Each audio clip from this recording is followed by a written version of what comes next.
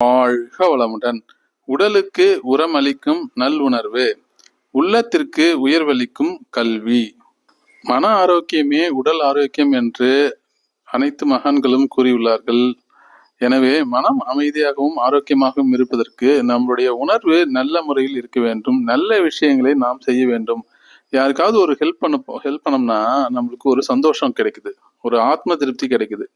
அந்த மாதிரி ஆத்ம திருப்தி அடிக்கடிக்கு நம்மளுக்கு கிடைச்சதுன்னா அதுவே மனசுக்கு ஒரு பெரிய அமைதியை கொடுக்குது, ஒரு சந்தோஷத்தை கொடுக்குது. இப்படிப்பட்ட நல்ல உணர்வு என்ன பண்ணுன்னு கேட்டீங்கன்னா நம்மளுடைய உடல் ஆரோக்கியத்தை கண்டிப்பாக மேம்படுத்தும். அதே போல உள்ளத்திற்கு உயர்வளிப்பது கல்வி.